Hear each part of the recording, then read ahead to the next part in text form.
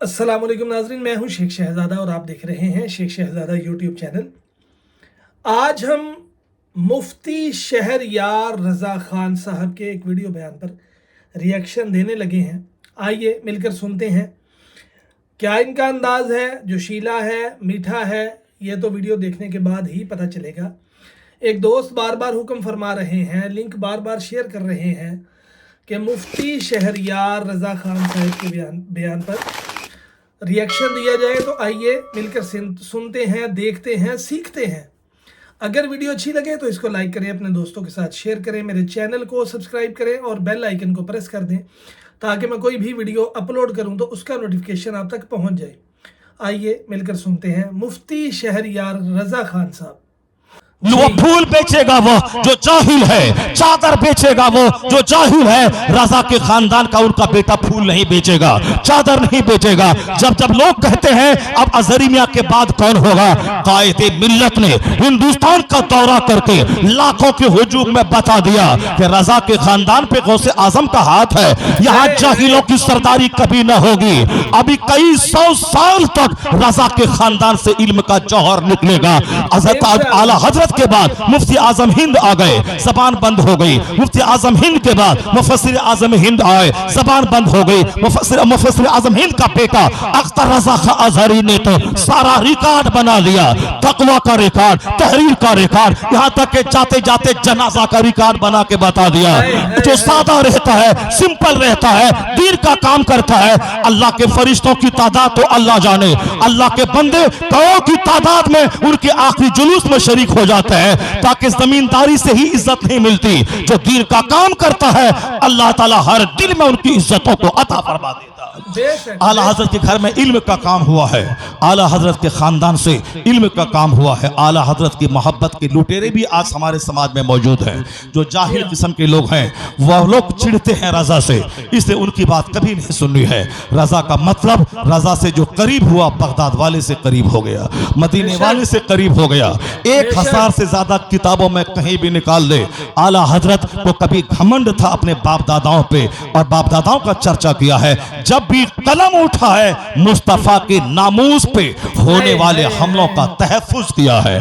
तहफ़्फ़ुज़ नामूस रिसालत की तहरीक इस सदी में आला हजरत ने छेड़ दी। जो लोग कहते थे गुस्ताखों को इस तरह की सख्त नहीं सुनाया जाए, लेकिन जब से उस बंदरिया ने नबी की तौहीन की और सारी दुनिया के मुसलमान जो कल तक रज़ा को मुतशद्दिद पठान कहते थे, लेकिन जब उस तौहीन रिसालत करने वाली को की मसम्मत जब अरब दुनिया से आने लगी तो पता चला कि रज़ा ने यही काम तो 100 साल पहले किया था। कल तक जो रज़ा को समझ नहीं पाया आज वो रज़ा को समझ गया है। नबी की इज्जत पे हमला हो और मैं मुस्कुराऊं ऐसा कभी ना होगा। हर मुसलमान तिल मिला गया, वो तिल मिला गया। हर मुसलमान गुस्से में आकर के उसकी कत्ल का मुतालबा करने लगा। मुतालबा उनका था, उस मुतालबे में तहरीक इमाम अहमद रज़ा खां फाज़िल बरेलवी की थी। आला हजरत की तहरीक धीरे धीरे जवान हो रही है। इसलिए कभी भी जो लोग इधर भी उधर भी दोनों तरफ पानी मारते रहे, सांप भी ठीक है, सपेरा भी ठीक है, गुड़ भी ठीक है, गोबर भी ठीक है, ऐसा नहीं होता। ठीक तो या तो गोबर होगा या फिर गुड़, और गोबर क्या है सबको मालूम है। सांप और सपेरा दोनों नहीं है। सांप से का मुंह चूमेंगे तो आप मर जाएंगे, और अगर बदअकीदा बदमज़हबों से दोस्ती करेंगे तो आपका ईमान मर जाएगा। इसलिए खबरदार इस दोनों तरफ पानी मत मारिए। यकगीर मोहकम दरगीर, एक रस्सी को मजबूती से थामिए, उसी को पकड़े रहिए। और यह मसलक के आला हजरत ऐसी रस्सी है जो इसको थामेगा ईमान भी निखरेगा, अमल भी संवरेगा, वही सच्चा आशिक रसूल बन जाएगा। और जब वह सच्चा आशिक रसूल बनेगा तो यहाँ भी मजे की जिंदगी होगी, और मरने के बाद फिर मजे से जन्नत में घूमेगा और टहलेगा। दोनों जहान की खुशहाली मुस्तफा की गुलामी में है। यह गुलामी का पैगाम सबसे ज्यादा आला हजरत की तहरीरों में है। इसलिए मसलक के आला हजरत को आज वो इस्तेकाम मिला कि हर जगहों पे रज़ा का चर्चा, यह मदरसों से ज्यादा कॉलेज स्कूल में रज़ा का चर्चा। यही वजह है सारी दुनिया में दूसरे लोगों के चराग बुझ गए, उनकी तहरीक बुझ गई, उनका नाम लेने वाला खत्म हो गया। कौन था अलीगढ़ की तहरीक का बानी, नाम खत्म हो गया। नदवा के कौन लोग थे कोई नहीं जानता, सहारनपुर के कौन लोग थे कोई नहीं जानता, मगर रजा का इल्म का जादू आज सबके सर चढ़ के बोल रहा है। अरब दुनिया में भी रजा की किताबें छप रही हैं। 100 साल गुजर जाने के बाद आज भी उनकी किताबों से हजारों लोग फैज़याब हो रहे हैं। इसलिए कहने वालों ने कुछ कहा, अगलों ने तो लिखा है बहुत इल्म दीन पे, जो कुछ है इस सदी में तन्हा रजा का है, तन्हा रजा का है। और फिर जो भी आला हजरत से चूहा और जला, सब उनसे जलने वालों के गुल हो गए चिराग, और सब उनसे जलने वालों के गुल हो गए चिराग। अहमद रजा की शम्मा फरोजा है आज भी, उसी का जलवा है। मस्जिदों में उनका ही सलाम पढ़ा जाता है, बगदाद मोहल्ला में उसी का कसीदा गौसिया पढ़ा जाता है, मदीने मुनव्वरा में कसीदा उन्हीं का पढ़ा जाता है। वाह क्या जुदो करम है शहे बता तेरा, नहीं सुनता ही नहीं मांगने वाला तेरा। मुस्तफा जाने रहमत पे लाखों सलाम, काबे के बदरुद या तुम पे करोड़ों दरूद। इसलिए हमारे उलमा पागल नहीं है कि मस्जिदों में, मदरसों में, जलसों में खिताब का मौजू आला हजरत बनाते हैं। वह जानते हैं कि आला हजरत के सुन्नतों के पाबंद, ऐसे जो सच्ची मोहब्बत करेगा वो आला हजरत की के तरीके पे अमल करके सुन्नतों का पाबंद हो जाएगा। हमको कोई गाली दे दे तो हम बर्दाश्त नहीं करते हैं, हमारे पीर को कोई गाली दे दे हम अपने पीर की तौहीन बर्दाश्त नहीं करते हैं, चाहे हम सुन्नत पे चले न चले, मगर पीर के लिए लड़ाई करते हैं। आला हजरत के शान में गुस्ताखी हुई, मुकफ्फिरुल मुस्लिमीन कहा गया, ये मुसलमानों को काफिर बनाते हैं, ये मुतशद्दिद पैठान है, इनके मजाज में गर्मी है। आला हजरत के मुरीदों ने कहा हुजूर केस कर देंगे इनके खिलाफ। आला हजरत ने कहा क्यों केस करें, कहा उन्होंने तौहीन आमेज जुमले लिखे हैं। आला हजरत अंदर गए, वहां से एक पोटली खतों लाकर दिया, कहा इसको पढ़िए, वो किसी मुजद्दिद आजम है, कहीं शेखुल इस्लाम लिखा है, कहीं कुतुबुल इरशाद लिखा है। कहा पहले इनको इनाम दीजिए, उसके बाद उनके खिलाफ केस कीजिएगा। आला हजरत ने कहा ना मुझे तनकीद से कोई फर्क पड़ता है, ना तारीफ से मैं खुश होता हूं, ना तनकीद से मैं दुखी होता हूं। मेरी नजर यही है कि मैं किस तरह पहरादार बनकर मुस्तफा के नामूस का पहरा दो, मैं इस्लाम पे होने वाले हमलों का दिफा करो। मेरी नजर इसी मकसद पे है, ना तारीफ से खुश होता हूं, ना तनकीद से मैं नाराज होता हूं। ये आला हजरत का मिशन है। आज भी अगर पीराने कबार इस पर अमल करे कि चाहे कोई हजार कोई गाली दे, मैं अपने मिशन पे लगा रहा हूं, काम होगा। यहां तो नाम नहीं लिया तो पीर को नाराजगी हो जाती है। साहब अगर उनका नाम नहीं लिया पूरे इलाके से उखाड़ देने की धमकी देने लगता है। जिसका सीना इतना मोटा हो, नफ्स इतना मोटा हो, जो तारीफ पसंद हो, वह पीर कभी नहीं हो सकता। आला हजरत फाजिल बरेलवी के नाम से 1000 किताबें हैं, कहीं भी आला हजरत ने अपने नाम के साथ लफ्ज खान नहीं लिखा। अहमद रजा खां, अहमद रजा खां, अहमद रजा खां। हम लोग तो खान पे फख्र करते हैं, हम लोग खान अगर कोई बोलता है तो मजा मिलता है, चलो बहादुर बोल रहा है। आला हजरत तो खाटी पठान थे, कबीले बड़हेज के पठान थे। उनके आबा अजदाद अफगानिस्तान से चल के लाहौर, लाहौर से चल के रोहिलखंड आए थे। उनके आबा अजदाद की बहादुरी मशहूर थी, वह लोग तलवार चलाने वाले थे। हिंदुस्तान की दिल्ली के बादशाह उन लोगों को बुलाया था, इस इलाके में उनका मामला सर किया तो पूरे इलाके की जमीन बतौर जागीर आला हजरत के खानदान को दे दी।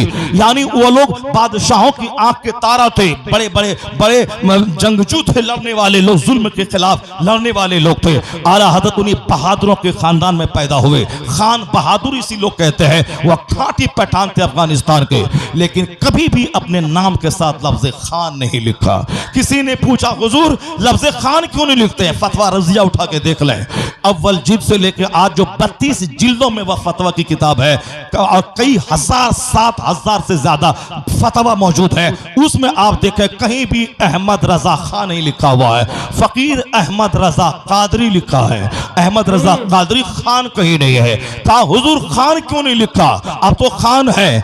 आपने क्या कहा था? लफ्ज खान से घमंड की बू आती है। अल्लाहु समद। लफ्ज खान से घमंड की बू आती है, इसलिए मैं नहीं चाहता कि लफ्ज खान में लिखो, यानी घमंड की महक आती है, मैं हूं कुछ, घमंड की बू आती है, इसलिए मैं लफ्ज खान को नहीं लिखा, घमंड की बू आती है। बरेलवी रेलवे स्टेशन पर आपको कुर्सी दी गई, वह कुर्सी जिसमें आदमी ऐसे फ्लैट हो जाता हो, उस कुर्सी पे आप बैठे तो जरूर स्टेशन मास्टर ने ला के दिया, मगर कभी इससे आपने अपनी पीठ को नहीं लगाया, और जब वहां से उठे तो कहा इस कुर्सी से घमंड की बू आती है। अल्लाह सबद, यानी वो आजिज़ी का पुतला आला हजरत, जिंदगी की एक नमाज कज़ा तक न हुई, 4 साल की उम्र से लेके 67 साल की उम्र तक सारी नमाजें सफर में हजर में पढ़ते रहे। सफर का शेड्यूल बनाते थे कि जोहर यहां पढ़ना है, असर की नमाज वहां पढ़ना है, अगर कोई नमाज खतरे में पढ़ने वाली हो तो सफर को मुलतवी कर देते थे। पैसा कमाना कमाल नहीं है, पैसा तो सारे लोग कमा रहे हैं, और जलील सी दुनिया, जलीलों को अल्लाह बहुत ज्यादा दे रहा है। फिल्म में नाचने वाला अरबों रुपए कमाता है, मगर उनकी जिंदगी की कोई हैसियत नहीं, आखिर में मकान दुकान सब छोड़कर फांसी के फंदे पे लटक के मर जाता है। क्या मिला? नहीं मिलेगा सुकून और चैन। लता मंगेशकर बुलबुले हिंद कहलाती थी, उनसे किसी ने एक बार कहा, न्यूयॉर्क में इंटरव्यू लिया, कि सुना है कि आपकी मकबूलियत, आपकी शोहरत ने आपको मगरूर बना दिया है। लता मंगेशकर जी ने जवाब दिया, no no no, surely I am not like that, मैं मगरूर नहीं हूं, मैं घमंड से दूर हूं, और जिस दिन मेरे सीने में घमंड आ गया उस दिन यकीन रखना कि मेरी जबान, मेरी मौसीकी में जो मिठास है वह स्वीटनेस खत्म हो जाएगी। उन्होंने कहा मैं घमंडी नहीं हूं, मैं मगरूर नहीं हूं, यह बात बिल्कुल सच बोली। जहां घमंड आता है जबान से में कड़वाहट आती है, जबान में तलखी आती है, और जहां बदअमली आती हो वहां फित्नो फसाद पैदा होते हैं। आला हजरत उस सफर का सिलेक्शन करते थे जिसमें नमाज कज़ा न हो। वो आज हमारे खुतबा के लिए, हमारे शोरा के लिए, हमारे नकीबों के लिए, हमारे सफर में नमाज ना पढ़ने का बहाना बनाने वालों के लिए यह लाजिम है कि अपने इमाम की पैरवी करें, सफर में हजर में नमाज पढ़ने की कोशिश करें, और जहां अगर सो गए नमाज नहीं पढ़ पाया तो वह माजूर है, लेकिन जानबूझ के नमाज छोड़ना हराम और गुनाह कबीरा है। अरबों रुपए कमाने वाला दुनिया से चला गया, कुछ नहीं मिला सिवाय हसरत और मायूसी के, कुछ नहीं मिला। जहां नमाज है वहां सारी नेमतें हैं। इसलिए मैं कभी कभी कहता हूं मस्जिदों के आइमा को, आप शोहरत के पीछे ना भागें कि फला खतीब एक दिन में 30,000 कमाते हैं, मैं तो 30 दिन में नमाज पढ़ा के 5,000 मुझको मिलते हैं। मैं कहता हूं कि नमाज बाजमात मस्जिद में पढ़कर 5,000 कमाना, और जो नमाज छोड़ता है वो 5 करोड़ से बेहतर है वह 5,000 जो मस्जिद में 5 वक्त नमाज पढ़ के कमाएगा। इसलिए आप बादशाह हैं, आप 5 वक्त नमाज मस्जिद में पढ़ाते हैं। अगर इमामत में कुछ टेंशन हो वो टेंशन को अंदाज कर दे। टेंशन बिजनेस में भी है, टेंशन कारोबार में भी है, टेंशन नौकरी में भी है। जो गवर्नमेंट के जॉब में उसे भी डर लगता है गवर्नमेंट हटा देगी। ऐसा नहीं कि गवर्नमेंट की नौकरी मिल गई तो अब चलो मेरी नौकरी पक्की हो गई, नहीं, आजकल बेशुमार लोग हैं जिसको नौकरी से हटा दिए जाते हैं। अभी पूर्णिया का एसपी था, उसको बोला कि अभी जेल में वो सड़ रहा है, एसपी था जेल में सड़ रहा है। नौकरी का मतलब ये नहीं है कि सब दिन नौकरी रहेगी, खतरा सबको रहता है। इसलिए आप ये मत समझें कि इमामत में मैं रहता हूं तो हमेशा नौकरी के छूटने का डर रहता है। नौकरी समझ के कभी इमामत नहीं करें, खिदमत दीन समझ के करें, वक्त का पैसा उससे लें, उसी पे सब्र करें। इमामत से जो हटा वह शेखुल हदीस क्यों न रहे, अगर वह 5 वक्त पढ़ भी ले मगर सफे अव्वल में 5 जमात नमाज उनको नहीं मिल पाती है। कभी जोहर पढ़े तो असर गायब, कभी असर पढ़े तो मगरिब गायब। जो खतीब है नमाज पढ़ते, जो नहीं पढ़ते उसकी बात मैं नहीं करता।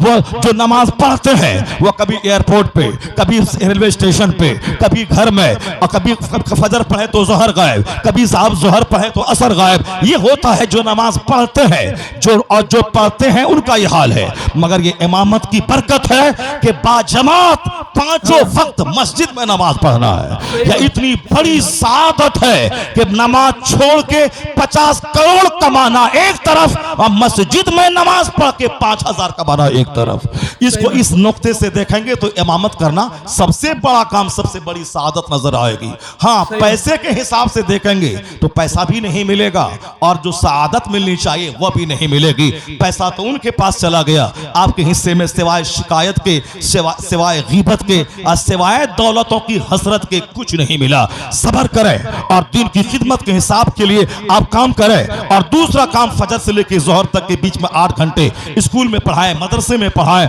और कोई मेहनत मुशक्कत करके बिजनेस करें और माल भी होगा, इबादत भी हो जाएगी। अब बिला वजह सोशल मीडिया पे इमामत की तनख्वाह बढ़ाइए, तनख्वाह बढ़ाइए, तनख्वाह बढ़ाइए। ये 30 दिन जो खाना खिलाते हैं ये बहुत बड़ी बात है।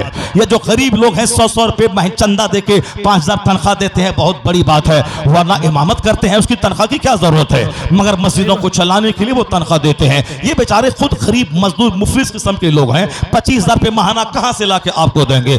आप फजर से लेकर जोहर तक आजाद हैं, किताबों का मुताला करें, मदरसे में जाके पढ़ाएं, वहां से 10,000 कमाएं, मस्जिद से मिले, दोनों तरफ से मिल करके एक खुशहाल जिंदगी गुजारें, बिजनेस करें 8 घंटे बैठ करके, मेहनत करें, मेहनत की जगह है। वरना खाएंगे सोएंगे तो पेट तो ऊंचा हो ही जाएगा, बदन हाथ तो मोटा हो ही जाएगा। बता दें कि आपको कितना अच्छा मौका अल्लाह ने दिया है। फजर के बाद आप वहीं तस्बीह पढ़ें, इशराक पढ़ लें, चाश्त आप पढ़ लें, आप अवाबीन पढ़ लें, तहज्जुद की नमाज पढ़ लें। आप जाड़ी की लंबी रात है, 10 घंटा सोते हैं, 6 घंटा सो के तहज्जुद पढ़ लें। आप मस्जिद में रहते हैं, जो बेचारा घूमता रहता है वो क्या पढ़ेगा।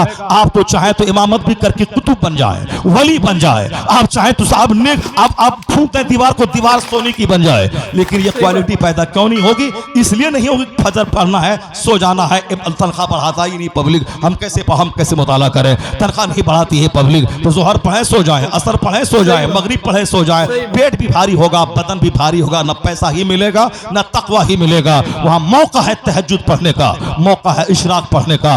दुनिया मिले ना मिले, कम से कम ये सादत तो मिल जाए। मैदान महशर में देखेंगे जिन लोगों ने नमाजें छोड़कर अरबों रुपए कमाया, किस कदर रुसवाई होगी वहां देखेंगे। और ये साहब अगर उन्होंने 5,000 कमा के सब्र करके उस मुसल्ला को पकड़े रहा जो इनामात से नवाजे जाएंगे, इनका सजदा, इनकी अमामत, इनका तहज्जुद, इनका इशराक, इनकी चास जो बुलंद मर्तबे पर पहुंचा देगी। ये खतीब भी बोलेंगे काश मैं किताबत नहीं करता, इमामत करता, ताकि जो दर्जा इनको मिला है वो दर्जा मुझे भी मिल गया होता। आखिरत रुखी तौर पर सोचेंगे तो दुनिया में जीना आसान हो जाएगा। आप भी किसी दूसरे मालदारों को देखेंगे तो दौलत तो नहीं आएगी, हसरत के साथ मर जाएंगे। और अगर आखिरत के नुक्ते नजर से नमाज तकवा पे ध्यान रखें, झूठ फरेब हराम से बचा करें। अगर जन्नत हाथ में है तो सोने का महल रहे काफिरों के पास, आप रहे किराए के मकान में, सोने का महल भी छोड़ के कब्र में जाना है, किराए का मकान छोड़ के भी कब्र में जाना है। जब मंजिल एक ही है कब्र, तो सोने के घर में रहे या साफ फूस के घर में रहे या किराए के घर में रहे, सब बराबर है। आखिरत से हट के सोचा तो जहर खा के मरना होगा, बाईपास सर्जरी करनी पड़ेगी, स्टेंट लगाना पड़ेगा, फांसी के फंदे पे लटकना पड़ेगा, नहीं तो चेहरा काला रहेगा। दूसरे पैसे वाले को देख करके हसरत करते रहेंगे और इसी तरह से मायूस डिप्रेशन का मरीज होके न दुनिया मिली और इबादत भी नहीं है तो उक़बा भी नहीं मिलेगा। दोनों जहान की तबाही आखिरत और सुन्नत से हट के जीने में है, और दोनों जहान की खुशहाली आखिरत, इबादत और जन्नत की रोशनी में जीने में दोनों जहान की खुशहाली है।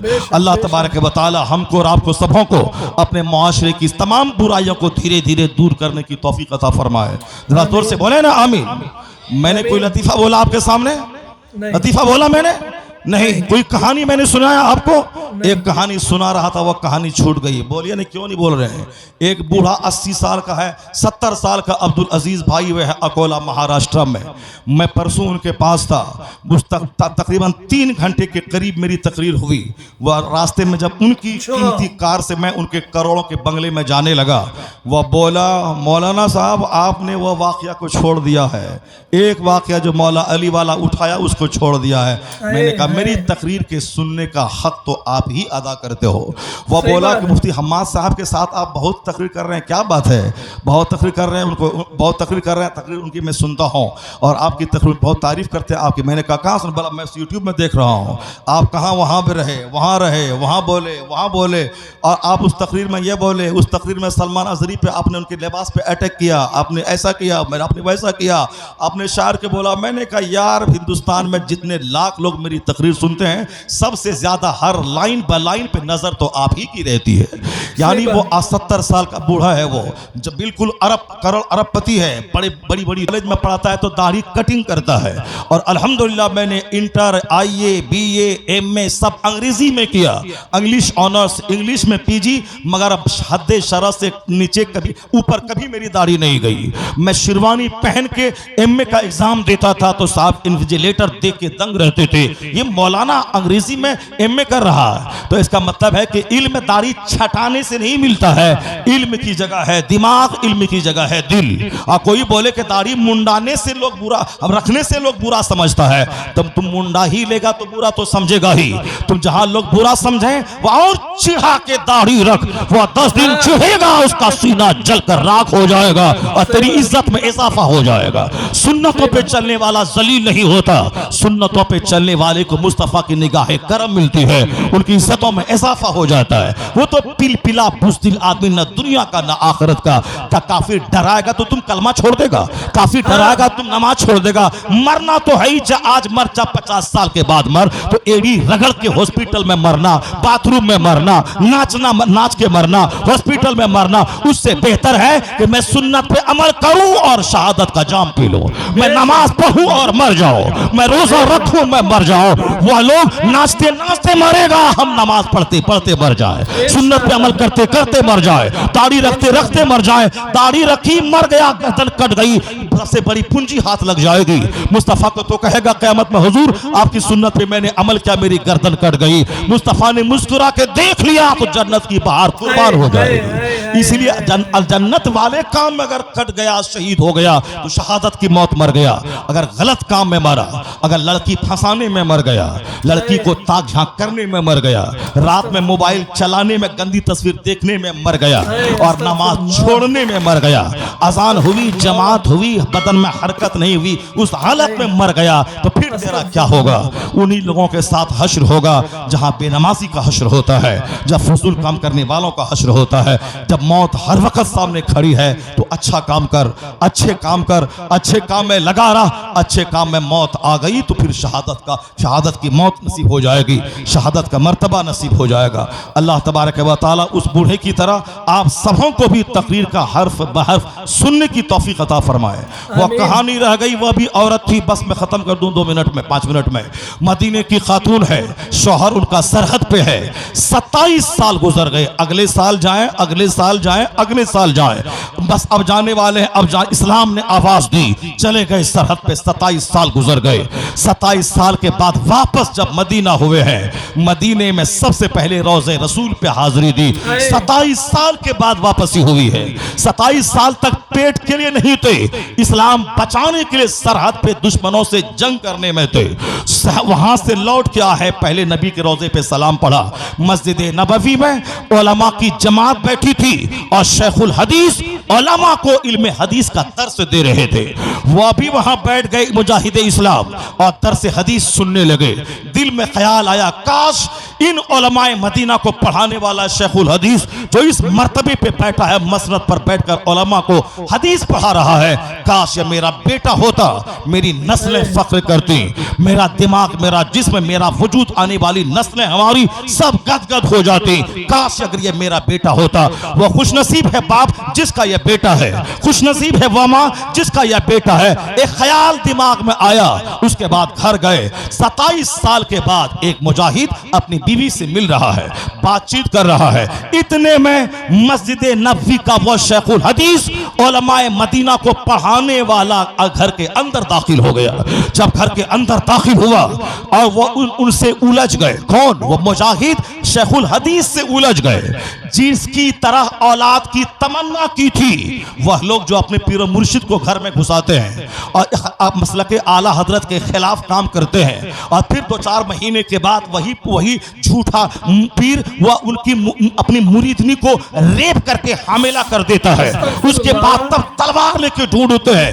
पहले मैंने कहा कि नमाज छोड़ना हराम है, तेरा पीर दाढ़ी मूंढता है, स्कूल का प्रोफेसर है तो क्या हुआ, मगर तेरा पीर जाहिल जाहिल है, शरीयत का मजाक उड़ाने वाला, और जाहिल पीर नहीं हो सकता। वो मुझको बोलता था आप मौलाना है, इसी तरह की बातें बोलते हैं, लड़ाई लगाते हैं। आप हमारा पीर प्रोफेसर है, वो बहुत जानकार है, बहुत इल्म में जानता है। आज से 30 साल पहले की बात है, वो मेरे तजर्बे की बात है। वो उस लड़के को मैंने कहा था तेरा पीर तेरे घर में रहता है, नमाज पढ़ने नहीं आता, हफ्ता दिन घर में रहता है, वो शरीयत का मजाक उड़ाता है, वो पीर कभी ना होगा। वो दाढ़ी छटाता है, पीर कभी ना होगा। नहीं, हमारे पीर को बुरा मत कहिए, वो पटना कॉलेज का प्रोफेसर है और वो बहुत बड़ा जानकार है। आज से 30 साल पहले मेरी उम्र उस वक्त में 20-25 साल की थी, उस वक्त की बात है। 3-4 महीने के बाद जब मैं वापस आया, उस लड़के के बारे में मैंने पूछा उसका क्या हाल है। कहा वो लड़का अब छुरी लेके अपने पीर को ढूंढ रहा है, पीर मिले तो काट दो, पीर मिले तो उसके गर्दन उड़ा दो। मैंने कहा क्यों? कहा उसके पीर ने उसकी जवान बहन को रेप करके हामिला कर दिया।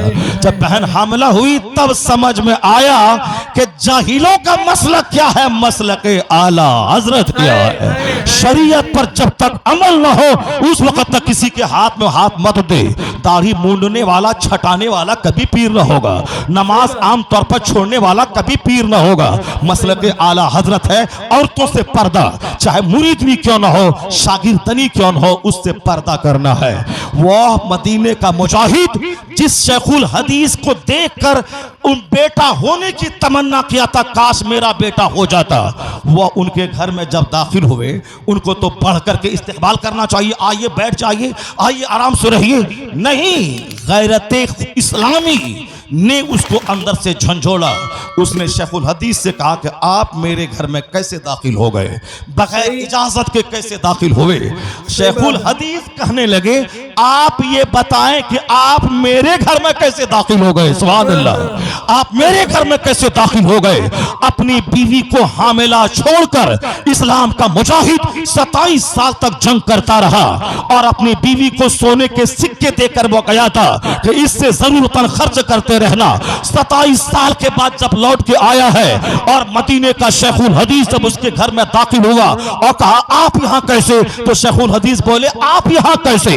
जब दोनों में तकरार हुई, अंदर से मां कहती है अपने शौहर से, मां कहती है अपने बेटे से, शेखुल हदीस से कि बेटा ये तुम्हारे बाप है जो 27 साल के बाद वापस आए हैं, और उनसे कहते हैं शौहरे नामदार ये आपका बेटा है जो मेरे शिकम में छोड़ के आप गए थे, और जो आपने अशरफियां छोड़ी थी उन्हीं अशरफियों का इस्तेमाल मैंने आपके बेटे की तालीम और तरबियत पे किया है जो आज शेख मदीना की सूरत में मौजूद है। जब मां 27 साल अपने सर से लेके पांव तक अपनी इज्जत की हिफाजत करने वाली हो और अपने बेटे को तमाम सोने के सिक्के पढ़ाने में खर्च कर देने वाली हो, 27 साल शौहर के बगैर रहकर न सर के बाल न चेहरे की एक झलक अजनबी मर्द को दिखाने वाली हो, और मुजाहिद 27 साल बाहर रह के इस्लाम बचाने वाला हो, वह बेटा जो शेख मदीना था वह कोई आम नहीं था, वह दुनिया के 10 टॉप मुहद्दिसीन में एक नाम हजरत रबीअतुर राय का जो आता है। जब बाप मुजाहिद हो और मां 27 साल इज्जत की हिफाजत करने वाली, बच्चों को पढ़ाने वाली हो, उसी का बेटा मुहद्दिसीन का सरदार रबीअतुर राय पैदा होता है। माँ भी माँ लाजवाब है, बाप लाज। मेरी माँ बहन बेटियों को सबक हासिल करना चाहिए। कहाँ रबीअतुर राय, कहाँ उनकी माँ, कहाँ इस महफिल में आज 1100 साल के बाद उनका चर्चा कैसे हो रहा है। जब आप भी कुछ ऐसी यादगार छोड़ के दुनिया से जाएं तो आपके औलाद आपकी निशानी हो और आने वाला समाज आपको याद करे। अगर आपने कुछ नहीं छोड़ के गया तो कोई समाज याद नहीं करने वाला है। अरबपति चले गए, कोई पूछने वाला नहीं है। खरबों का मकान छोड़ के गया, कोई याद करने वाला नहीं है। असल में है दीनदारी, असल में है अच्छा काम। जो काम करेगा उसी को दुनिया याद रखती है। आला हजरत ने चूंकि दीन का काम किया है इसलिए आज सारा जमाना उनको याद रखता है। ताजुश शरिया ने 4 साल की उम्र से लेकर 75 साल की उम्र तक नमाजें पढ़कर, मुरीदों को नमाज पढ़वा कर, सफर में हजर में दिन की खिदमत करके सारी जिंदगी दीन के लिए डोनेट कर दिया। इसीलिए आज दुनिया उनके नाम सुनने के बाद वजद में आ जाती है। वो खिताबत का रंग है ताजुश शरिया का नाम, मजलिसों की जीनत है ताजुश शरिया का नाम। वह तकरीर अधूरी रहती है जिसमें उनका नाम न लिया जाए। वह महफिल वो रंग रोगन से भरपूर हो जाती है जिसमें ताजुल शरिया का नाम लिया जाए। जब नाम में इतना कमाल है तो उनकी ज़ात में कितना कमाल होगा। इसलिए कुछ ऐसी यादगारें छोड़ के जाइए कि आपकी औलाद याद करे, आपका समाज आपको याद करे। अल्लाह तबारक व तआला हमको और आपको सबों को अपने दीन व मसलक पर मजबूती से कायम रहने की तौफीक अता फरमाए, तमाम बदअक़ीदों बद मजहबों से दूर रहने की तौफीक अता फरमाए। अल्लाह ताला मरते वक्त हम सबों की ज़बान पे कलमा जारी फरमाए। अल्लाह ताला हम सबों को महफिल में बैठकर अपने खतीब खुसूसी की तकरीर सुनने की तौफीक अता फरमाए। मैं चला जाऊँगा चूँकि मैं 8 दिन के बाद आया हूँ, मगर आप सब के सब बैठे रहेंगे और अपने खतीब की तकरीर सुन के दुआ में शरीक होके जाएंगे। आज हमें दुआ की ज़रूरत है, आज हमारी ज़िंदगी बेरंग है, दुआ की ज़रूरत है।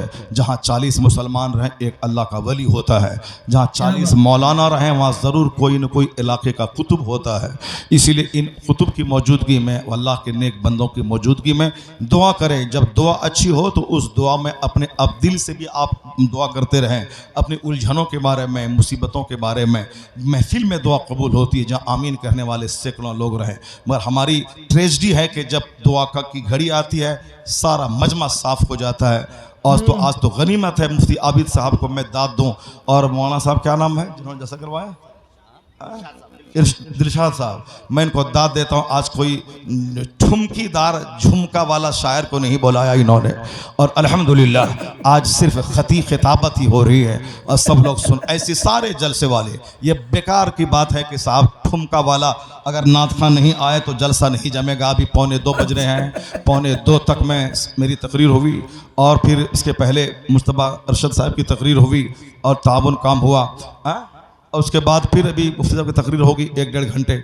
अब जलसा बग़ैर उनके बिल्कुल कामयाब रहा आपका। ये उनका दावा गलत है कि शायरों से जलसा जम जाता है, ऐसा कुछ नहीं है। वक्त पे जलसा हो, वक्त पे खिताबत हो, जलसा जमता ही नहीं है, जलसे का असर बरसों तक रहता है। अल्लाह ताला इसके जलसे को कबूल फरमाए और आपको आखिर तक रहकर दुआओं में शरीक होकर तब घर जाने की तौफीक अता फरमाए। आमीन। जी, तो नाजरीन कैसी लगी तकरीर? मुफ्ती शहरयार रज़ा खान साहब तसलसल के साथ तकरीर की, जितनी भी की, आधा घंटे की तकरीर है और तसलसल के साथ की इन्होंने। इतना तसलसल से बोलना ही बड़े स्टैमिना की बात है। अल्लाह पाक इनको सलामत रखे। वो पीछे जो टाइटल है महफिल का वो है इस्लाहे मुआशरा। तो पहले इमाम साहबान की इस्लाह फरमा रहे थे, फिर अवामुन नास की इस्लाह फरमा रहे थे, और आखिर में ये जो बानियाने महफिल होते हैं, जो महफिल नात करवाते हैं, उनकी इस्लाह फरमा रहे थे। इसका मतलब है कि ये उधर वाली साइड पे भी ये मामला चल रहा है कि ये जो रिमझिम नाचा टापा ग्रुप जिसने हमारे महाफिल को बिगाड़ दिया है, काश कि हमारी ये सोच बन जाए कि हमने सिर्फ मदरसे को मजबूत करना है। अगर ये सोच बन जाए तो मसलक के आला हजरत कितनी जल्दी से और कितना मजबूत होगा ये आप सोच भी नहीं सकते। तो खुदारा सुनियो, अपने मदारिस को कामयाब करो, अपने मदारिस को मजबूत करो। नाज़रीन, उम्मीद है आपको वीडियो पसंद आई होगी। अगर वीडियो अच्छी लगी है तो इसको लाइक करें, अपने दोस्तों के साथ शेयर करें, मेरे चैनल को सब्सक्राइब करें और बेल आइकन को प्रेस कर दें ताकि मैं कोई भी वीडियो अपलोड करूं तो उसका नोटिफिकेशन आप तक पहुंच जाए। मिलते हैं एक नई वीडियो में। फ़ी अमानिल्लाह। अस्सलामु अलैकुम वरहमतुल्लाहि वबरकातुहू।